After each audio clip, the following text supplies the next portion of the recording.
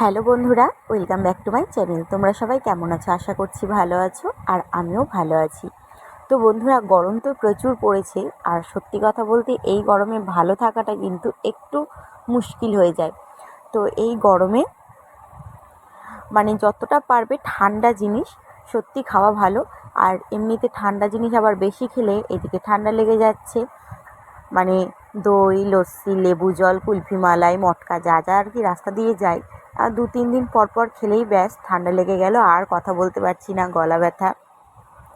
তো শরীর, মন, পেট সব ঠান্ডা করতে হবে, তার জন্য কিন্তু বেলের শরবত, যেটা আমার তো একদম ভালো লাগে না খেতে, তো আমাদের বাড়ির বিশেষ করে আমার বাবা খুব পছন্দ করে বেল। তো যখন তখনই বেল নিয়ে হাজির হয় আর বেলের শরবত হয়, আমার তো একদম ভালো লাগে না। তো এখানে বেলের শরবত করব বলে বেল, চিনি, বরফ এইসব নিয়ে বসে পড়েছি। আর এই যে মা বেলটাকে ভেঙে নিল। চলো এবার বেলটাকে বেলের ভেতরে যে সব কিছু আছে সেগুলো একটা চামচের সাহায্যে গামলিতে বার করে নিই। আর আজকে বানাবো বেলের শরবত একদম ঠান্ডা ঠান্ডা, ঠিক আছে?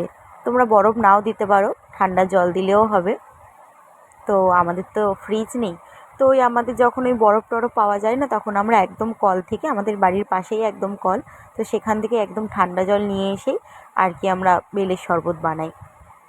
তো আজকে বাবা বাজার থেকে আসার সময় বরফ নিয়ে এসেছে। তো এরপর আমি আর মা দুজন মিলে কিন্তু বেল থেকে বেলের সব শাঁসগুলো বার করে নিয়েছি। এরপর মা এখানে শরবত বানানো শুরু করে দিয়েছে। আর বেলটা কিন্তু একটু কাঁচা ছিল, সেই জন্য কিন্তু খুব প্রবলেম হচ্ছিল। মা ভালো করে বেলের শরবতটা ঠিকঠাক করতেও পারছিল না। আর 2 দিন রেখে দিলে ঠিকঠাক হতো, একটু পেকে যেত। আর বেলটা দেখেছো, বড় সাইজের একদম। তো এরপর মা এখানে পরিমাণ মতন চিনি দিল। যেহেতু বেলটা অনেকটাই বড়, জলটা অনেকটাই দিতে হবে, সেই জন্য চিনিটা কিন্তু মা একটু বেশি করেই দিল। তোমরা যেমন মিষ্টি পছন্দ করো সেইভাবেই দেবে। আর বেলের শরবত কিন্তু তোমরা এখানে বেলের শরবতে একটু মিষ্টি দই দিতে পারো বন্ধুরা। মিষ্টি দই দিলে কিন্তু বেলের শরবতটা খেতে ভালো হয়। এর আগে একবার আমি বানিয়েছিলাম, দিয়েছিলাম, আমার চ্যানেলে আছে সেটা ভিডিওটা।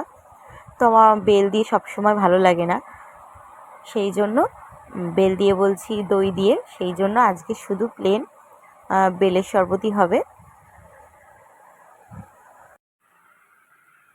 তো এরপর কিন্তু মা সবার শেষে বরফটা দিয়ে দিল। আর বরফটা কিন্তু এর থেকে আরও বড় ছিল, যেহেতু অনেকটাক্ষণ ছিল, তো আরও বরফ যেহেতু গলে গলে জল হয়ে গেছিলো, তার মধ্যে বরফটা ছিল, সেই জন্য আরও গলে গলে একদম ছোট হয়ে গেছে। তো এখানে কিন্তু কম করে বেলের শরবত রেডি হয়ে গেছে। আর এই চিনিটা মা আর দেবে না, নইলে খুব মিষ্টি হয়ে যাবে বেলের শরবত, অত মিষ্টি ভালো লাগে না।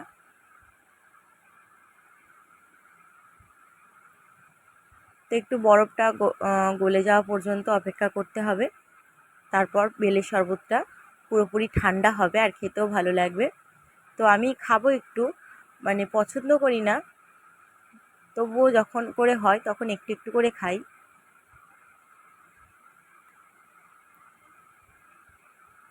আর সত্যি কথা বলতে বেলের শরবত কিন্তু যেরকম বানাতে তো একটুও সময়ই লাগে না, আর শরীরের পক্ষে কিন্তু খুবই উপকারী, বিশেষ করে এই গরমের সময় শরীর কিন্তু খুব ঠান্ডা করে।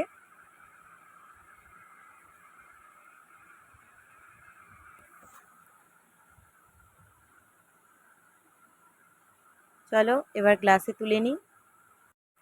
তো এই যে বেলের শরবত কিন্তু গ্লাসে তুলে নিয়েছি।